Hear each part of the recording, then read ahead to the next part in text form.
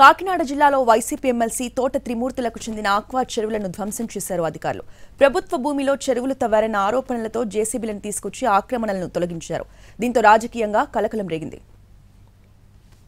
CM పేషి ఆదేశాలతో తన ఆస్తులను ధ్వంసం చేస్తున్నారని అధికారులను ప్రశ్నించారు వైసీపీ ఎమ్మెల్సీ తోట త్రిమూర్తులు. రాష్ట్రంలో రెడ్ బుక్ రాజ్యాంగం అమలవుతుందని ప్రశ్నించారు ఆయన. తన ఆక్వా చెరువులను భారీ క్రేన్లతో ధ్వంసం చేసి కక్ష సాధింపు చర్యలకు దిగుతున్నారంటూ 200 మంది పోలీసులతో వచ్చి ధ్వంసం చేశారని, ఎవరి మెప్పు కోసం అధికారులు పనిచేస్తున్నారని నిలదీశారు తోట త్రిమూర్తులు. పాలెంలో ల్యాండ్ సీలింగ్ యాక్ట్లో ఉందని దాదాపు 11 ఎకరాల ల్యాండ్ను రెవెన్యూ అధికారులు స్వాధీనం చేసుకున్నారు.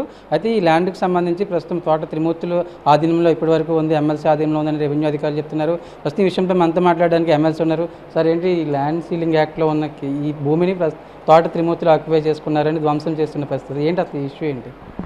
ఇది ఆక్రమించుకున్నటువంటి భూమి ఏం కాదు, రిజిస్ట్రేషన్ ద్వారా కొన్నటువంటి భూమి. ఇది 2005లో కొనటం జరిగింది. అప్పసాని మహాలక్ష్మి, నూనె శ్రీదేవి అనేటువంటి వాళ్ళ పేరు మీద ఉన్నటువంటి భూమిని మేము కొనటం జరిగింది. ఇంకా కొంతమంది పేరు మీద ఉన్నటువంటి భూమి కొనటం జరిగింది.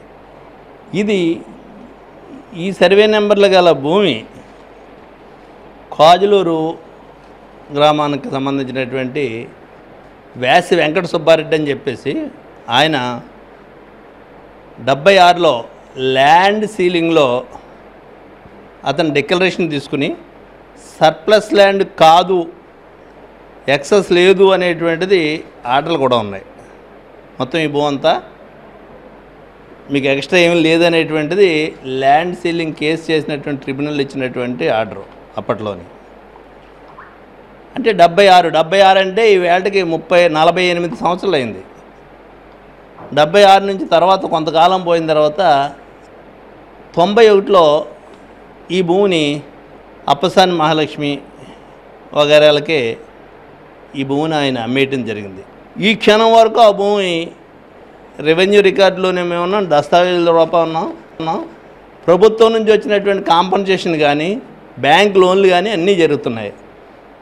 రెవెన్యూ డిపార్ట్మెంట్కి ఇప్పుడు ఈ విషయం ఎందుకు గుర్తొచ్చింది?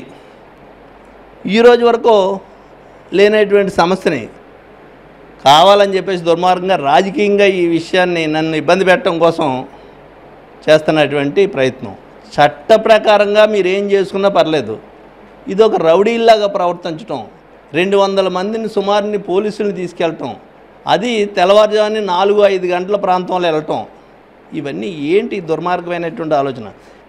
సీఎం ఫేస్ నుంచి మాకు ఒత్తిడి ఉందని చెప్పేసి ఈ రకమైనటువంటి ఆలోచన చేయడం అనేటువంటిది ఇది చాలా దుర్మార్గమైన.